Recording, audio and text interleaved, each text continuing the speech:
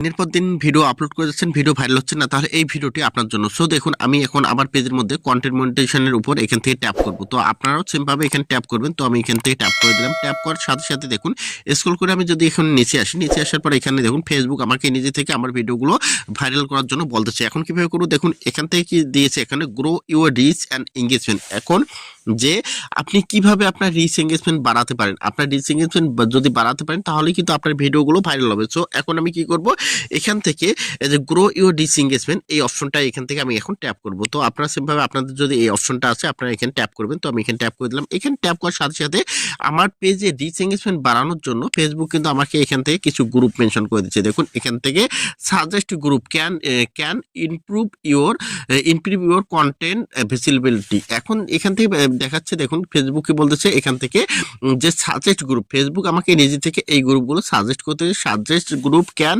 Improve your content visibility. যে এখান থেকে যে অপশনটা, এখান থেকে posting in suggested group maybe, এখান থেকে এখন ফেসবুক এখান থেকে যে বিষয়টা বলতেছে, এখন আপনাকে ফেসবুক কিন্তু এখান থেকে কিছু গ্রুপ মেনশন করে দিচ্ছে। দেখুন এখান থেকে আমি যদি এইগুলো গ্রুপ ব্যবহার করি, এখান থেকে দেখুন এই যে এই গ্রুপগুলো, কারণ আমার কন্টেন্টের সাথে আমার এই গ্রুপগুলো কিন্তু একদম এখান থেকে পারফেক্ট, কারণ যার কারণে এখান থেকে ফেসবুক কিন্তু আমাকে কি করতে বলছে, এখান থেকে এই গ্রুপগুলো ব্যবহার করতে বলছে। সো আমার এখানে এই গ্রুপগুলো দেখাচ্ছে, আপনাদের হয়তো অন্য গ্রুপগুলো দেখাবে। তো আপনারা এখান থেকে দেখে নেবেন যে আপনাদের গ্রুপ এখান থেকে আসার পর এখান থেকে কোন গ্রুপগুলো দেখায়। তো এখান থেকে আপনারা কিভাবে করবেন, এখান থেকে এই গ্রুপগুলোতে আপনাদের যে গ্রুপগুলো এখান থেকে সাজেস্ট করবে সেই গ্রুপগুলো আপনারা এখান থেকে কি করবেন, এখান থেকে আপনারা এখান থেকে জয়েন করবেন। তো জয়েন করার পর এখন যে কাজটা করবেন, এই গ্রুপগুলোতে আপনারা এখান থেকে চাইলে কিন্তু আপনাদের কন্টেন্টগুলো ক্রস পোস্ট করতে পারেন। এখন ক্রস পোস্ট কিভাবে করবেন দেখুন, অনেকেই ক্রস পোস্টটা বোঝে না। সো দেখুন আমি এখান থেকে যদি ব্যাগে যাই, ব্যাগে যাওয়ার পর এখান থেকে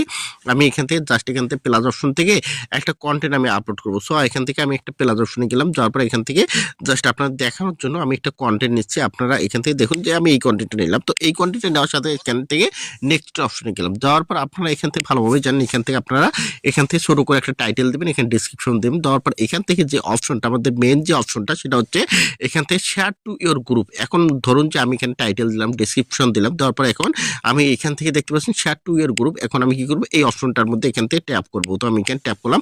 ট্যাপ করার সাথে ওই যে আমার গ্রুপগুলো, এই যে এই গ্রুপটা দেখিয়েছে, তারপর যে গ্রুপগুলো আমাকে এখান থেকে সাজেস্ট করেছে, আমি সেই গ্রুপগুলোতে এখান থেকে টিক মার্ক দেবো। আপনারা চাইলে কিন্তু পরেও শেয়ার করতে পারেন। তো আমি এইভাবে টিকমার্ক দেবো। দেওয়ার পর উপরে দেখতে পাচ্ছেন এখান থেকে এই যে সেভ যে অপশনটা আছে উপরে, এই সেভ অপশনটা এখানে ট্যাপ করুন। তো আমি এখানে ট্যাপ করে দিলাম। ট্যাপ করার সাথে সাথে এখন আপনার যদি এখান থেকে প্লে লিস্ট থাকে, তো অবশ্যই প্লে লিস্টটা অনেক ইম্পর্টেন্ট, কারণ আপনার যে রিলেটেড ভিডিওগুলো আপলোড করেন, আপনাদের একই প্লে লিস্টে যদি কোনো ভিডিও ভাইরাল হয়, পরবর্তী ভিডিওগুলো কিন্তু ভাইরাল হবে। তো এখান থেকে আমি যেহেতু ফেসবুক টিপস, তো আমি এখান থেকে ফেসবুক টিপস দিয়ে দিলাম। দেওয়ার পর এখান থেকে দেখতে পাচ্ছেন এখান থেকে মোর যে অপশনটা আছে এখান থেকে দেবেন।